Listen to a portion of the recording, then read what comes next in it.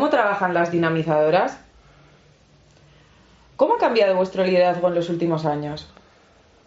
Pues la verdad que ha cambiado mucho, ¿no, Arantxa? Pues bastante. Hace un par de años por lo menos que coincidimos como coordinadoras en su día, hoy dinamizadoras, y viendo un poco, yo por lo menos, no sé vosotras cómo lo veis, de cómo se trabajaba y se llevaba a cabo antes pues un montón de gestiones del centro, no tiene nada que ver yo creo que hoy en día.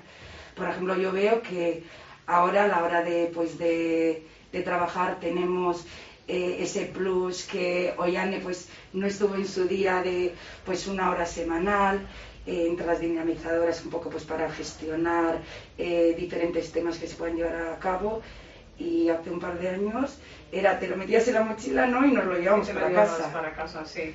Además estábamos en una reunión que hoy en día está bastante bien organizada, el empiece y el final de la reunión, y antes recuerdo que esa hora se convertía en 2 horas que se alargaban, que ya entrábamos en horarios pues eso, fuera de tiempo, y actualmente pues bueno, tenemos la reunión, se ajusta bastante en el horario.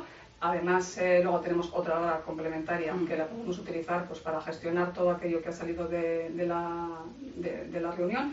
Y en el TALDE, los que nos juntamos, pues bueno, antes tampoco la dirección estaba presente más que en contadas ocasiones, y actualmente pues bueno, contamos con que esté la dirección, están las jefas de estudios y estamos todas las dinamizadoras o coordinadoras de etapa, que también actualmente pues somos más. Sí, es cierto que el colegio pues ha aumentado en número, ha crecido, y actualmente pues estamos más personas que podemos llevar a cabo el trabajo. Acuérdate que había una única jefa de estudios en su momento para todo el centro, una única coordinadora que abarcaba todo primaria, la de secundaria que eras tú, y infantil que en su momento fui yo, y ahora pues se delegan yo creo que las responsabilidades, y eso al final es yo creo que para la mejora de nosotros como personas, el poder delegar, y del centro en sí, ¿no? Y en base a lo que has dicho es verdad, el tema de las reuniones, que yo ya lo tenía olvidado, que se alargaban, o sea, era... Y yo creo que un punto fuerte hoy en día es el hecho de que yo empecé a ir a las reuniones, el hecho de que hay un orden del día, unos puntos a tratar, y en aquel momento, pues bueno, igual la sistemática era otra. En el momento pues se decían los temas a tratar, y al final yo creo que inevitablemente se alargaba todo mucho, ¿no? Mucho, sí. Es verdad, lo tenía totalmente olvidado. ¿Cómo lleváis a la práctica la dinamización?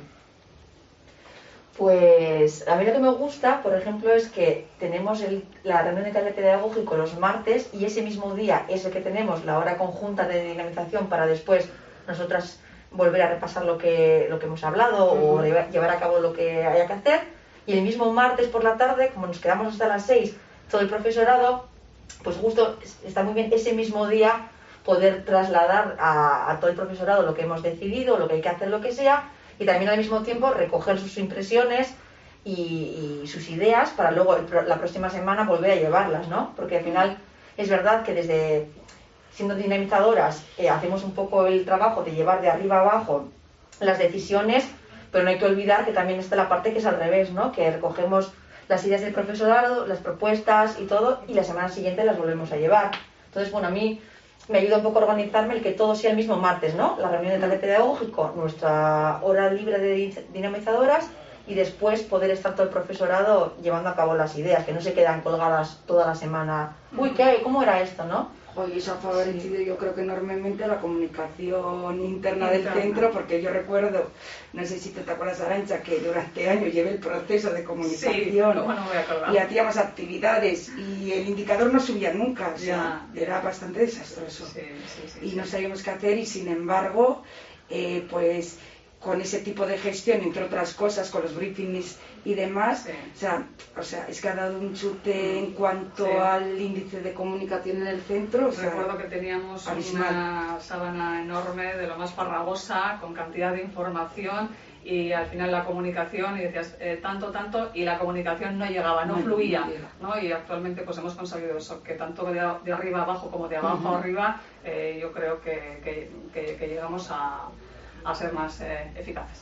Sí, y en el caso de primaria, por ejemplo, que cada vez somos más, antes que habéis comentado, habéis solo una dinamizadora y ahora al estar dos, uno para primero, segundo, tercero y yo que estoy en cuarto, quinto, sexto, yo creo que así también separamos un poco las reuniones y tenemos más opción a que todo el mundo pueda opinar o dar ideas, porque si no se alargarían mucho, ¿no? Al ser tantos profesores y profesoras dando ideas y todo. Entonces a mí también me gusta estar un poco separados, pero al mismo tiempo tú y yo mantenemos comunicación en después aunar ideas, o cuando hay que hacer sustituciones también siempre quedamos, oye, tal, has hecho esto, tal, y a mí Bueno, también me que gusta un también poco. hay las reuniones que son de etapa.